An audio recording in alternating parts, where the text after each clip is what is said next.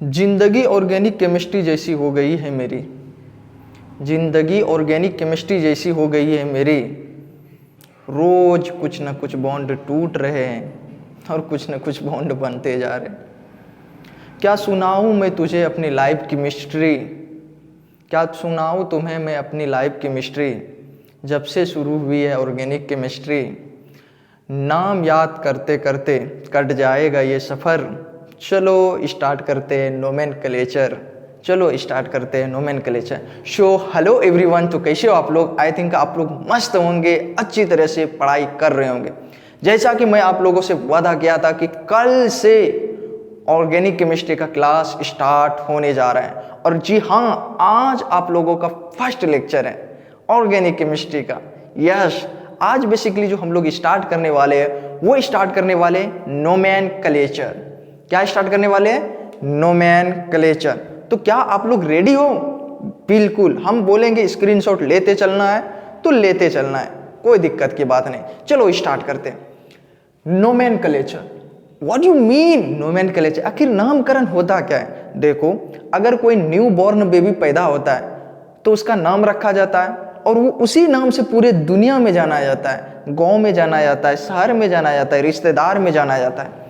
उसी तरह से कार्बनिक यौगिक का नामकरण होना बहुत ज़रूरी है, तभी तो हम पहचानेंगे अच्छा ये एल्केन है, ये मीथेन है, ये मिथेनोइक एसिड है, ये प्रोपेनोइक एसिड है, ये टेट्रासाइक्लिन है। अरे नाम पता होना चाहिए, नाम तो पता होना चाहिए। क्या आज हम लोग बेसिकली देखने वाले कि दुनिया में जितने भी रसायन होता है ऑर्गेनिक केमिस्ट्री से रिलेटेड, उसका नामकरण कैसे होता है, उसका नाम हम लोग कैसे लिखते हैं।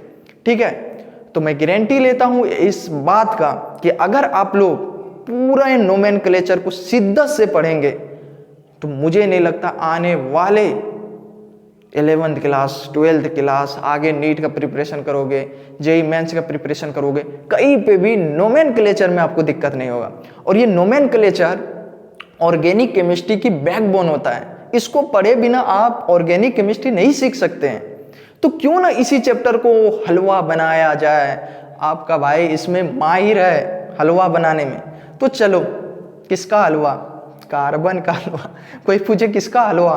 कार्बन का हलवा बनाएंगे। चलो, सबसे पहला चीज है नोमेनक्लेचर, जिसको हिंदी में बोलते हैं नामकरण। नामकरण क्या होता है? ऑर्गेनिक कंपाउंड के नाम, ऑर्गेनिक कंपाउंड के नाम को बनाने या उत्पन्न करने की प्रक्रिया को क्या कहते हैं? नाम बनाने या उत्पन्न करने की प्रक्रिया को नोमेनक्लेचर कहते हैं। वीडियो दिख रहा है ना? यस, मस्त तरीके से बन रहा है। यानी कि ऑर्गेनिक कंपाउंड कार्बनिक यौगिक के नाम बनाने या नाम लिखने की प्रक्रिया को ही क्या बोलते हैं? नोमेनक्लेचर बोलते हैं। ठीक है, इंग्लिश क्या होता है इसका? English is very simple. क्या? The process of naming of organic compound is called nomenclature. The process of naming of organic compound, the process वह प्रक्रिया, द प्रोसेस ऑफ नेमिंग नाम लिखने की वह प्रक्रिया ऑफ ऑर्गेनिक कंपाउंड कार्बनिक यौगिक का is called nomenclature. The process of naming of organic compound is known as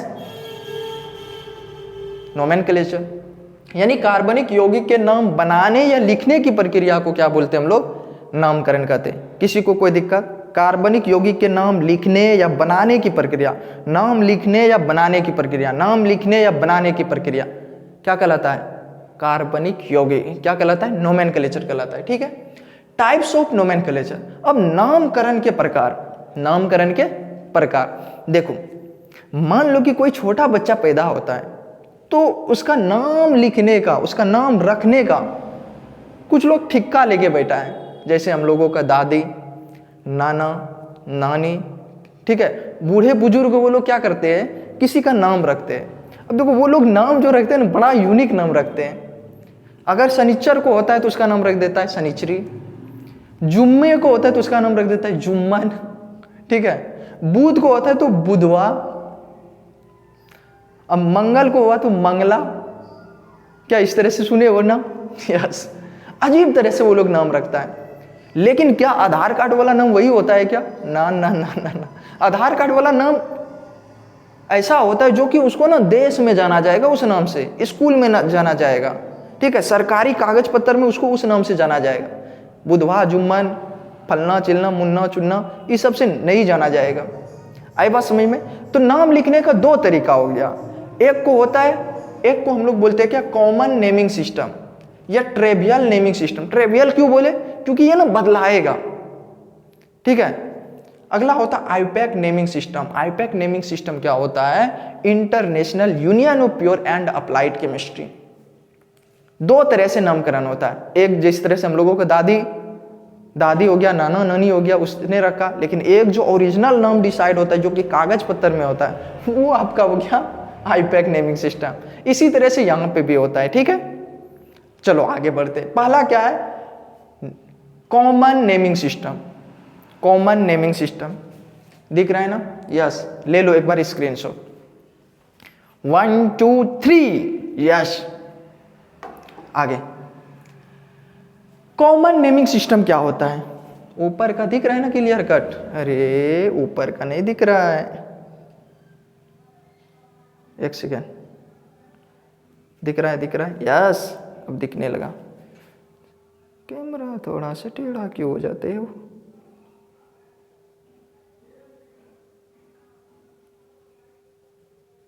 एक सेकेंड रुक जाओ। Yes, common naming system.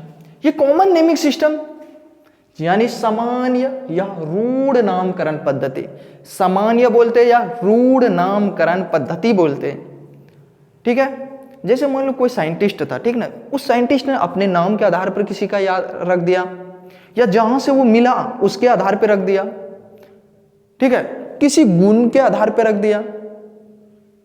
कोई चीज मीठा है तो मिठवा रख दिया, तीता है तो तितवा रख दिया, गुण के आधार पे।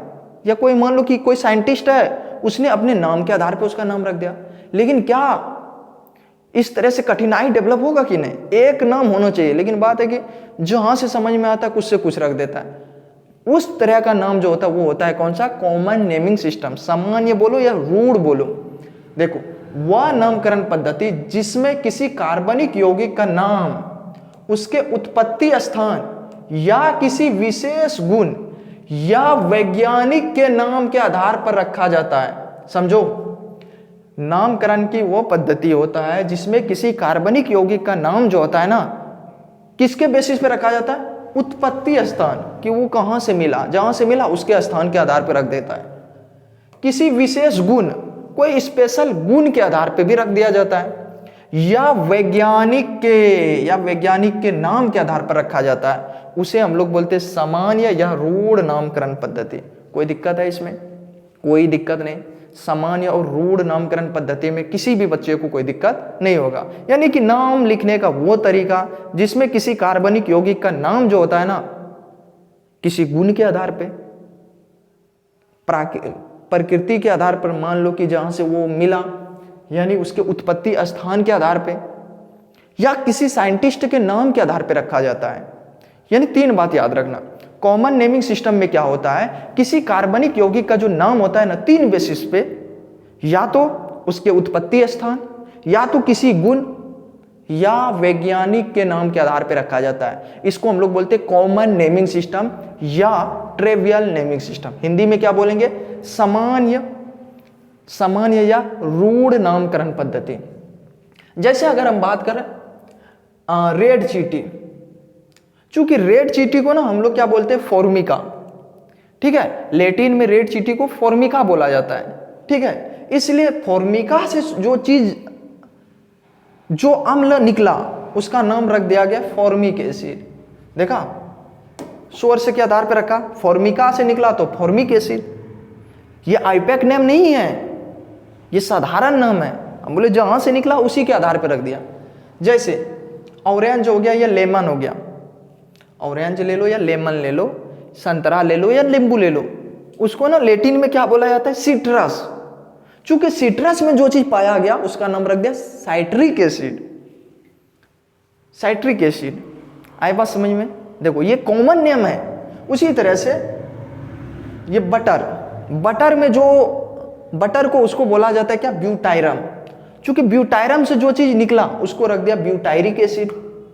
उसी तरह विनेगर हो गया या सावर हो गया यानी खट्टा चीज में, एसिटम उसको बोलते हैं, इसलिए उसका नाम पड़ गया एसिटिक एसिड। जहां से वो चीज निकला उस पदार्थ का नाम रख दिया एसिटिक एसिड। उसी तरह से एप्पल को बोलते हैं मेलम, इसलिए एप्पल में जो अम्ल पाया जाता है उसका नाम रख दिया मैलिक एसिड। उसी तरह से यूरिन, यूरिन यानी पेशाब, ठीक है, पेशाब में जो चीज मिला उसका नाम रख दिया गया यूरिया। यूरिया आई बात समझ में, आई बात समझ में। तो यानी सोर्स के आधार पे हो गया या कौन सा, किसी पार्टिकुलर प्रॉपर्टी के आधार पे या साइंटिफिक के नाम के आधार पे रखा जाता है। पढ़ लो यहाँ पे, the naming system in which name of any organic compound is based upon source of origin. Particular property, एक पार्टिकुलर प्रॉपर्टी के आधार पर, और नाम ऑफ साइंटिस्ट, और नाम ऑफ साइंटिस्ट के आधार पर ईटीसी किसी के बेसिस पे रख दिया गया है। उस नाम को हम लोग बोलते हैं कौन सा, common naming system. Common naming system. ले लो स्क्रीनशॉट, ले लिया, ले लिया, यस यस। तो अभी फिलहाल जो हम चीज बताए, सबसे पहले नोमेनक्लेचर क्या होता है, नाम बनाने या नाम लिखने की प्रक्रिया क्या कहलाता है, नोमेनक्लेचर।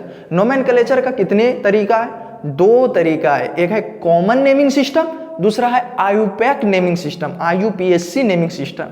ठीक है, कॉमन नेमिंग सिस्टम क्या होता है, नाम लिखने का वह तरीका जिसमें किसी कार्बनिक यौगिक का जो नाम लिखा जाता है उत्पत्ति स्थान यानी सोर्स के आधार पे, दूसरा किसी गुण के आधार पर, किसी पर्टिकुलर प्रॉपर्टी के आधार पे, या साइंटिस्ट का जो नाम है साइंटिस्ट के नाम के आधार पे।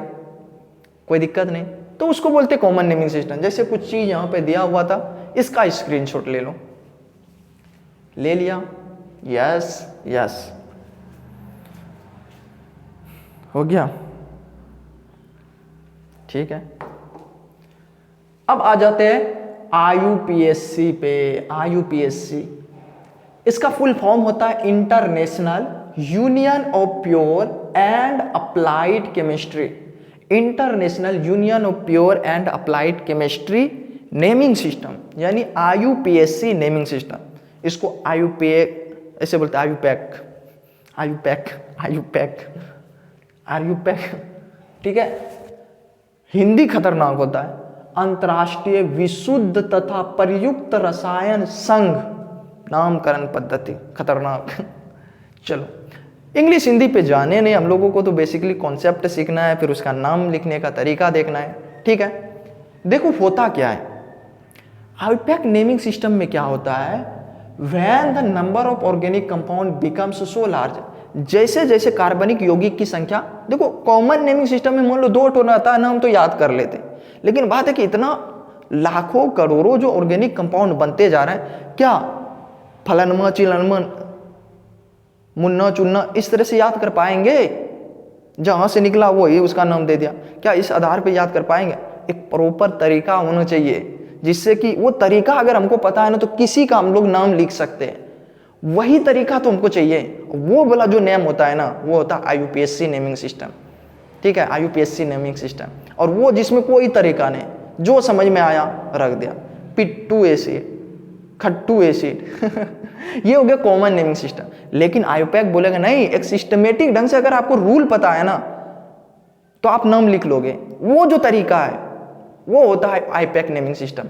आई बात समझ में, कोई दिक्कत तो नहीं ना, यस। चलो, तो मतलब जैसे जैसे कार्बनिक यौगिक की संख्या बढ़ते गया, ठीक है, becomes so large then it becomes difficult, difficulty जैसे जैसे तादाद बढ़ते गया, प्रॉब्लम होने लगा to remember the name of all organic compounds, उसका नाम याद रखना बाय कॉमन और ट्रिवियल नेमिंग सिस्टम, यानी साधारण नाम से, सामान्य नाम से, रूढ़ नाम से याद रखना क्या होने लगा, बहुत ज्यादा कठिनाई होने लगा, प्रॉब्लम होने लगा, ठीक है। To remove the difficulty, to remove this difficulty, इस प्रॉब्लम को रिमूव करने के लिए a new naming system is adapted, एक नया नेमिंग सिस्टम को एडेप्ट किया गया। अपनाया गया bye international union of pure and applied chemistry. कौन सा? International union of pure and applied chemistry naming system अपनाया गया। ठीक है, this new naming system is called IUPAC naming system. इस नेमिंग सिस्टम को हम लोग क्या बोलते हैं? IUPAC नेमिंग सिस्टम बोलते हैं। ठीक है, यस, कोई दिक्कत नहीं है। चलो हिंदी पढ़ते थे। जब ऑर्गेनिक कंपाउंड की संख्या अत्यधिक हो गई तब कॉमन या ट्रेवियल नेमिंग सिस्टम के द्वारा सभी यौगिक के नाम को याद रख पाना संभव नहीं हो पा रहा था। इसी कठिनाई को दूर करने के लिए international union of pure and applied chemistry ने एक नया नेमिंग सिस्टम अपनाया। इसी नए नेमिंग सिस्टम को हम लोग क्या बोलते हैं? IUPAC बोलते हैं। IUPAC बोलते हैं। आई समझ में? ठीक है, स्क्रीनशॉट ले लो। ले लिया स्क्रीनशॉट? यस, हो गया।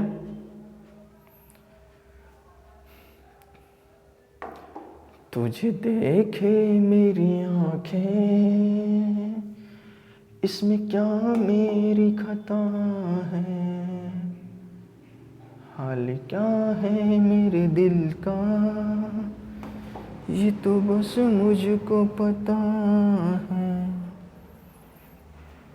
चलो देखो तुम, अब देखो IUPAC नेमिंग सिस्टम जो है ना, कुछ रूल पे बेस्ड है। ऐसे नहीं कि मुंह उठा के कुछ लिख दिए ना, इसमें कुछ रूल नियम के तहत हम लोग किसी भी चीज का नाम लिखेंगे। क्या नाम है? IUPAC naming system is based upon some rules and according to IUPAC the name of all organic compounds are the combination of maximum 3 words। बोलता है कि IUPAC ने एक रूल के तहत नाम लिखना पड़ता है और कोई सा भी जो नाम होता है उसमें मैक्सिमम 3 तो वर्ड होता है। मैक्सिमम कितना? 3 वर्ड। जैसे राजकुमार सिंह, राजकुमार सिंह, देखो परफेक्ट नेम हो गया। 3 चीज नहीं। किशोर कुमार अवस्थी, सुने ना, तेज प्रताप यादव, तेज प्रताप यादव, देखो 3 नाम आ रहा है। तो बोला क्या कि IUPAC से कि किसी भी ऑर्गेनिक कंपाउंड का जो नाम होता है मैक्सिमम 3 वर्ड से मिलके बना होता है। मैक्सिमम कितना? 3 शब्द से मिलके बना होता है। अरे वो 3 शब्द है क्या, बता दो, मजा आ जाएगा। 3 शब्द है, प्रीफिक्स, रूट वर्ड और सफिक्स। प्रीफिक्स, रूट वर्ड और सफिक्स। प्रीफिक्स, रूट वर्ड और क्या? सफिक्स। यानी कि अगर नाम लिखना है तो नेम बराबर प्रीफिक्स, रूट वर्ड, सफिक्स।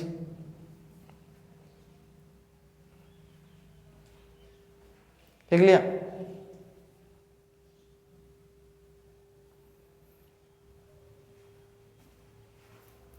नाम प्यारा सा, नाम प्यारा सा, वाह क्या मस्त ट्रिक बना। नाम प्यारा सा, नाम प्यारा सा। अरे नाम लिखो, प्यारा सा नाम लिखो, तीनों वर्ड बोलो। नाम प्यारा सा, PRS, prefix, root word, suffix. यानी कि देखो सभी कार्बनिक यौगिक के नाम महत्तम 3 शब्दों से संयोजन से बने होते हैं, प्रीफिक्स, रूट वर्ड और सफिक्स। अकॉर्डिंग टू IUPAC ने क्या कहा कि सबसे पहले जो होगा वो होगा प्रीफिक्स, दूसरे नंबर पे होगा रूट वर्ड, तीसरे नंबर पे होगा suffix. Prefix, root word, suffix, prefix, root word, suffix. ले लो स्क्रीनशॉट। ले लिया? Yes yes yes. आगे बढ़ते हैं, आगे बढ़ते हैं। ध्यान दो, अब बहुत इंपॉर्टेंट चीज आ गया है। इंपॉर्टेंट चीज आ गया है। क्या है इंपॉर्टेंट चीज? लॉन्गेस्ट चेन और मेन चेन। एक वर्ड है लॉन्गेस्ट चेन और मेन चेन। ये क्या होता है? The chain of carbon atom in which number of carbon atom are maximum. बोलता है कि कार्बन परमाणुओं की वह श्रृंखला जिसमें कार्बन परमाणुओं की संख्या महत्तम होती है। बोलता है लॉन्गेस्ट चेन उसको बोलेंगे जिसमें कार्बन की संख्या क्या हो? सबसे ज्यादा हो। वो वाला श्रृंखला, वो वाला चेन जिसमें कार्बन की संख्या क्या हो? सबसे ज्यादा हो, उसको बोलेंगे लॉन्गेस्ट चेन या मैन चेन। कोई दिक्कत? लॉन्गेस्ट चेन या मैन चेन में कोई दिक्कत नहीं। अरे वो वाला श्रृंखला जिसमें कार्बन की संख्या सबसे ज्यादा हो, कार्बन की संख्या क्या हो? सबसे ज्यादा हो, ठीक है, उसी को हम लोग क्या बोलते हैं? लॉन्गेस्ट चेन या मैन चेन। कोई दिक्कत है तो बताओ। कोई बोले लॉन्गेस्ट चेन क्या है, बोलेंगे वो वाला चेन जिसमें कार्बन की संख्या सबसे ज्यादा हो, कार्बन की संख्या जिसमें सबसे ज्यादा हो। अरे सबसे ज्यादा जिसमें ज्यादा है वही तो है असल चीज। क्या जी? सबसे ज्यादा गुण जिसमें होता है ना, आदमी उसके तरफ अट्रैक्ट होता है। ये नहीं कि एक तो गुण अच्छाई है बाकी सब बुराई है। भाई भाव भी नहीं देता है अभी के समय में। आपके अंदर क्वालिटी रहेगा ना, ऑटोमेटिक अलग अलग टैलेंट रहेगा ना, लोग पागल हो जाएगा पाने के लिए। नहीं, चलो देखो, अब हमको एक बात बताओ, इसमें सबसे लॉन्गेस्ट चेन कौन सा होगा? 1 2 3 4 5 6, कार्बन से चलना है, कार्बन पे खत्म, कार्बन से शुरू, कार्बन पे खत्म। यानी कि जहां जहां कार्बन जाएगा वहां वहां 1 2 3 4 5 6 ठो है, 1 2 3 4 ठो है। इधर देखो तो 1 2 3 4 5 ठो है। इसका मतलब हुआ कि सबसे जो लॉन्गेस्ट चेन बनने वाला है वो लॉन्गेस्ट चेन ये वाला बनेगा, ये वाला सबसे लॉन्गेस्ट चेन ये वाला होगा। होगा कि नहीं? इसमें बताओ 1 2 3 4 5 6, देखो 1 2 3 4 5 है, 1 2 3 4 5 6 7 ठो है। इधर से देखो 1 2 3 4 5 6 7 ठो है। इसका मतलब जो है ना 7 ठो कार्बन वाला लॉन्गेस्ट चेन बनेगा। चाहे इधर से ले लो, चाहे इधर से ले लो या इधर से ले लो, यही तो लॉन्गेस्ट चेन बनने वाला है। सबसे लंबा चेन, क्या सबसे लंबा चेन यही होगा? कोई दिक्कत? कोई दिक्कत नहीं ना? क्या सबसे लंबा चेन यही बनने वाला है? यस, बिल्कुल सही। आगे बढ़ते हैं।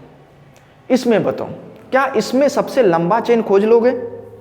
क्या इसमें सबसे लंबा चेन खोज लोगे? देखो तो 1 2 3 4 5 6 7 ठो है, 1 2 3 4 5 6 7 8 ठो है। अरे भाई यही तो लॉन्गेस्ट चेन नहीं बनेगा? यही तो लॉन्गेस्ट चेन बनेगा मेरे ख्याल से। यही तो लॉन्गेस्ट चेन बनने वाला है। नहीं, सबसे ज्यादा इसमें आ जाओ, जहां जहां किनारा वो है कार्बन। 1 2 3 4 5 6 ठो है। इसमें देख लो तो 1 2 3 4 5 6 ठो है। इसमें भी 1 2 3 4 5 6 7 ठो है। वाह, ये वाला बनेगा सबसे लॉन्गेस्ट चेन, ये वाला बनेगा, ये वाला।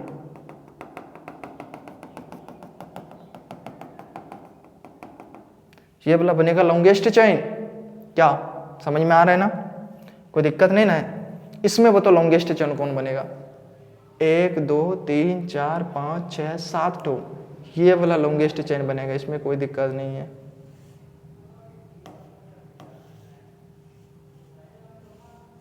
सबसे लॉन्गेस्ट चेन, कोई दिक्कत? ले लो स्क्रीनशॉट। ले लिया? ले लिया, यस। इसमें आ जाओ, लॉन्गेस्ट चेन बताना है कौन कौन सा लॉन्गेस्ट चेन है। 1 2 3 4 5 6 7, हमको लगता है यही तो लॉन्गेस्ट चेन बनने वाला है। जिसमें कार्बन की संख्या सबसे अधिक हो वही लॉन्गेस्ट चेन बनेगा। इसमें देख लो 1 2 3 4 5 6 7 8 9 10, हमको लगता है ये तो लॉन्गेस्ट चेन बनेगा। ये तो लॉन्गेस्ट चेन बनेगा।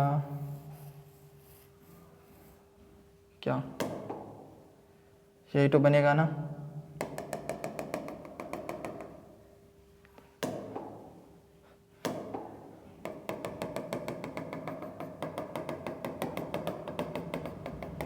सबसे ज़्यादा लॉन्गेस्ट चेन यही तो होगा। इसमें आ जाओ, इसमें आ जाओ, लॉन्गेस्ट चेन कौन सा होगा? किधर से किधर? कहीं से स्टार्ट करो, यहाँ से करो या यहाँ से। एक के कार्बन है ना, एक के कार्बन, एक के कार्बन। यहाँ से 1 2 3 4 5 6 7 और ये 8 हो गया। जब नीचे भी आएंगे तो 8 है। यही हो गया लॉन्गेस्ट चेन। अब हमको ना इसका लॉन्गेस्ट चेन बताना कि किधर से काउंट करे क्या है।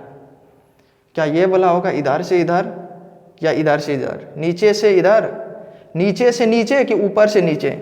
कमेंट में बताना इसका 10 नंबर का कमेंट में बताना कि 10 नंबर का जो काउंट मतलब लॉन्गेस्ट चेन होगा नीचे से नीचे वाला होगा कि ऊपर से नीचे वाला होगा। इतना बता दोगे ना? यस आगे बढ़ते हैं। अगर इतना हो गया, अब एक चीज है concept of पायरेंट chain. Concept of पायरेंट chain ये क्या होता है? ये किस बला का नाम है? देखो पायरेंट चेन कुछ नहीं होता। अगर लॉन्गेस्ट चेन में और पायरेंट चेन, लॉन्गेस्ट चेन को पायरेंट चेन या प्रिंसिपल चेन हम लोग बोलते हैं। जो लॉन्गेस्ट चेन है उसी चेन का नाम है पायरेंट चेन या प्रिंसिपल चेन। शर्त कुछ ये है, क्या है कि अगर लॉन्गेस्ट चेन में कुछ नहीं है, कोई फंक्शनल ग्रुप नहीं है, कोई ग्रुप नहीं है, कुछ नहीं है, तो जो लंबा चेन है ना वही हो गया पायरेंट चेन। दूसरा केस, अगर लॉन्गेस्ट चेन में मल्टीपल बॉन्ड है यानी डबल बॉन्ड या ट्रिपल बॉन्ड है तो वो वाला चेन को हम लोग बोलेंगे पायरेंट चेन। अगर लॉन्गेस्ट चेन में डबल बॉन्ड है या ट्रिपल बॉन्ड है, जिसमें डबल बॉन्ड होगा या ट्रिपल बॉन्ड होगा, वो वाला हो जाएगा कौन सा चेन? मेरा पायरेंट चेन हो जाएगा। अब वैल्यू देना है वो वाला चेन को, चाहे 1-2 कार्बन का नुकसान ही क्यों ना उठाना पड़े, लेकिन वो वाला चेन लेना है जिसमें कौन सा बॉन्ड आ जाए?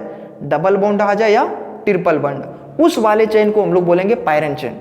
उसी तरह से तीसरा केस में लॉन्गेस्ट चेन में अगर फंक्शनल ग्रुप आ जाए तो उसको हम लोग क्या बोलेंगे? पायरेंट चेन बोलेंगे। लॉन्गेस्ट चेन है लेकिन अगर उसमें कोई फंक्शनल ग्रुप है, एल्डिहाइड है, कीटोन है, यानी वो वाला चेन लेना है जिसमें कोई फंक्शनल ग्रुप हो, तो वो हो जाएगा मेरा पायरेंट चेन। चौथा केस, अगर लॉन्गेस्ट चेन में फंक्शनल ग्रुप भी है और मल्टीपल बॉन्ड भी है, दोनों है, यानी कोई ग्रुप भी है और मल्टीपल बॉन्ड भी है, डबल बॉन्ड है, सिंगल बॉन्ड, डबल बॉन्ड है, ट्रिपल बॉन्ड भी है, तो वो वाला जो चेन हो गया उसको बोलेंगे कौन सा? पायरेंट चेन। ठीक है। अब हम लोग कैसे प्रायोरिटी देंगे कि मतलब कि किस वाले को ज़्यादा वैल्यू देना है? ध्यान देना, सबसे ज़्यादा वैल्यू देना है फंक्शनल ग्रुप को। वो वाला चेन लेना है जिसमें कि फंक्शनल ग्रुप आ जाए। आया समझ में? वो वाला चेन लेना है, वो वाला श्रृंखला लेना जिसमें क्या आ जाए? फंक्शनल ग्रुप आ जाए, चाहे 1-2 कार्बन का नुकसान ही क्यों ना उठाना पड़े, लेकिन वो वाला चेन लेना है जिसमें क्या? वो फंक्शनल ग्रुप, सबसे ज़्यादा वैल्यू उसको देना है। दूसरे नंबर पे वैल्यू किसको देना है? मल्टीपल बॉन्ड को, डबल बॉन्ड, ट्रिपल बॉन्ड को देना है, यानी सबसे ज़्यादा वैल्यू देना है फंक्शनल ग्रुप को, उसके बाद डबल बॉन्ड, सिंगल बॉन्ड को, फिर उसके बाद नंबर ऑफ कार्बन एटम को। तब बाद में देखना है कि किसमें ज़्यादा कार्बन है, लेकिन सबसे ज़्यादा फंक्शनल ग्रुप को, फिर उसके बाद मल्टीपल बॉन्ड को, तब जाके देखना है जिसमें कार्बन एटम ज़्यादा होगा उसका वैल्यू देना है। ले लो स्क्रीनशॉट, एक एक करके आएंगे तब ज़्यादा समझ में आएगा। ले लिया screenshot? Yes and yes. Okay. अब एक चीज जो कि आपको समझना है वो समझना है रूट वर्ड या वर्ड रूट। अभी तुरंत हम बताए थे कि 3 चीज से मिलके बना है, प्रीफिक्स, रूट वर्ड और सफिक्स। प्रीफिक्स, रूट वर्ड और सफिक्स। अभी हम लोग देखने वाले रूट वर्ड क्या होता है। रूट वर्ड जो बीच में आता था। देखो रूट वर्ड और word root in the name of organic compound, the word which determine the name of principal chain और parent chain। बोलते हैं रूट वर्ड क्या होता है? जो कि निर्धारित करता है किसी कार्बनिक यौगिक में पायरेंट चेन के नाम का, यानी सबसे लॉन्गेस्ट चेन का नाम को निर्धारण करने के लिए जो आया है धरती पे, वो आया है रूट वर्ड, कि पायरेंट चेन में कितना कार्बन है और उसका नाम क्या होगा। यानी पायरेंट चेन का नाम बताने के लिए कौन आया है? Root word. आया समझ में? पायरेंट चेन समझ में आया, लॉन्गेस्ट चेन समझ में आया। यानी longest chain, पायरेंट chain, man chain का नाम निर्धारण करने के लिए जो आया है, जो शब्द है, उसको बोलते हैं रूट वर्ड बोलते हैं। ऑर्गेनिक कंपाउंड के नाम का वह शब्द जो प्रिंसिपल चेन या पायरेंट चेन के नाम का निर्धारण करता है।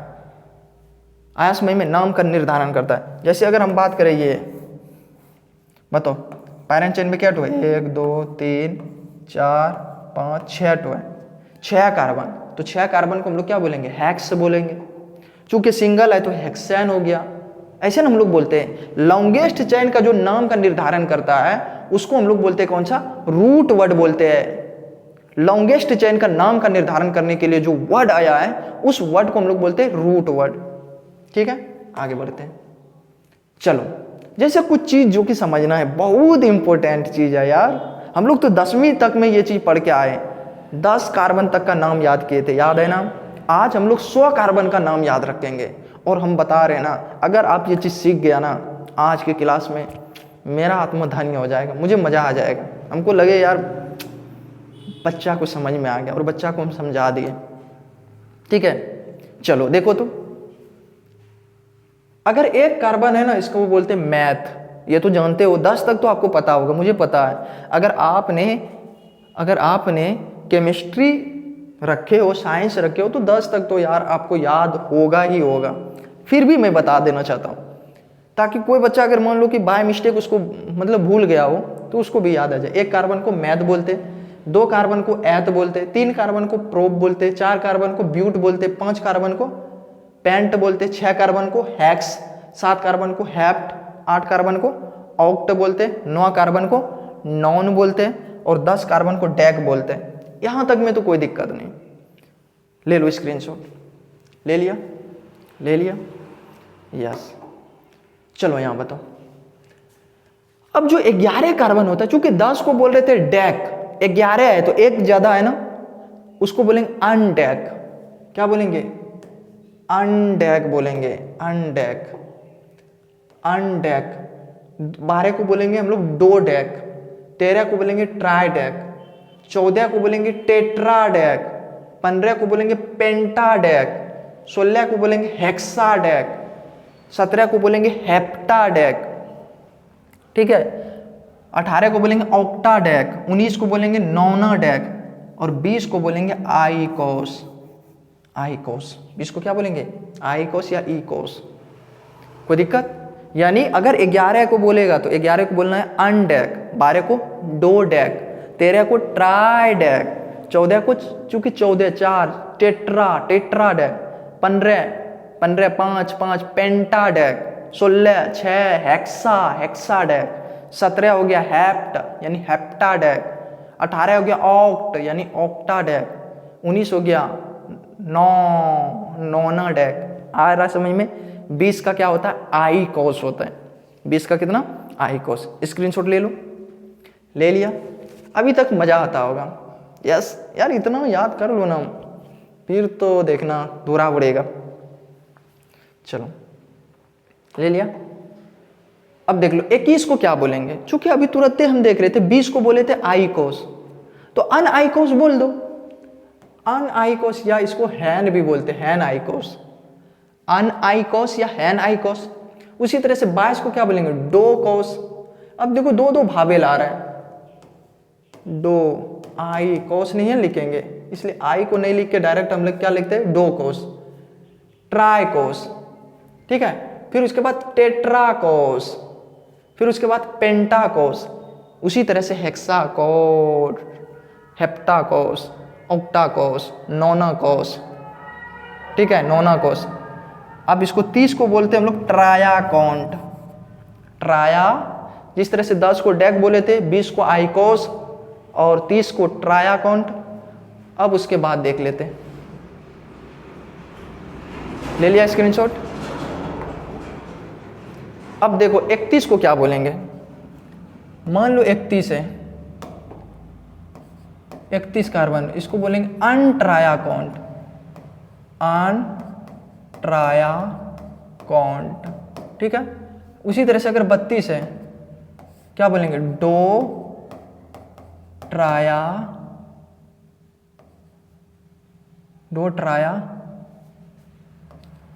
कॉन्ट।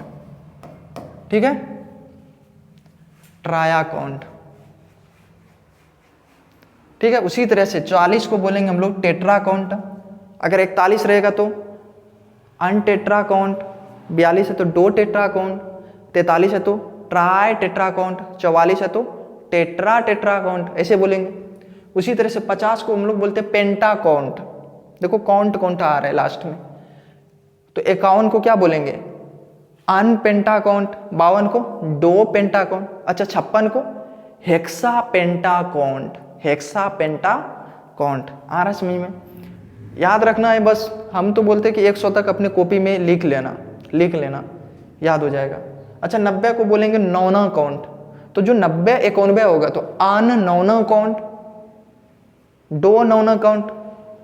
100 को बोलते हेक्ट। लो इसका स्क्रीनशॉट, तब हम लिख के दिखाते हैं एक दो ठो। ले लिया यस। चलो यहाँ पे देखो हम लिख के दिखाते हैं। जैसे अगर कोई बोलेगा बताओ, लो 35 का, चूंकि 30 को बोल रहे थे क्या? ट्राया काउंट, तो यह हो जाएगा पेंटा ट्राया काउंट। ठीक है। कोई बोलेगा बताओ 46 का, चूंकि 40 को बोल रहे थे टेट्रा काउंट, तो 46 का क्या हो गया? Hexa tetra count. Tetra count होता है 40 के लिए, तो हेक्सा हो गया 6 के लिए। उसी तरह से अगर कोई बोलेगा बताओ 53 का, 50 का चूंकि होता है क्या? पेंटा काउंट, तो 3 का क्या होता है? ट्राई पेंटा काउंट। ठीक है, कोई दिक्कत? अगर कोई बोले बताओ 76 का, चूंकि 70 का होता है हेप्टा काउंट, हेप्टा, तो हेक्सा हेप्टा काउंट क्या हो जाएगा? Hexa hepta count. कोई दिक्कत है? नहीं ना? 100 तक इसी तरह से आप लिखना आराम से बैठ के। आज फर्स्ट लेक्चर था, यहीं तक रहने देते हैं। मस्त तरीके से पढ़ाई करते रहो, और कहीं पे भी अगर दिक्कत आया हो तो मुझे पर्सनली ये जो नंबर दिया हुआ है, यहाँ पे आप डायरेक्ट हमसे बात कर सकते हो, चैट व्हाट्सअप कर सकते हो। प्रॉपर आपको फुल एक्सप्लेनेशन के साथ समझाया जाएगा। ठीक है, चलो ठीक है, मिलते हैं नेक्स्ट वीडियो में। अपना ख्याल रखना, और हाँ चैनल को सब्सक्राइब जरूर कर लेना। दोस्तों के साथ भी शेयर करना ताकि वो भी पढ़ लें। किसी का भला हो जाए तो आपका भी भला हो जाएगा। ठीक है, दूसरे का जो अच्छा सोचता है ना, उसके खुद के साथ भी अच्छा होता है। ठीक है, मिलते कल के क्लास में। Okay, love you, take care.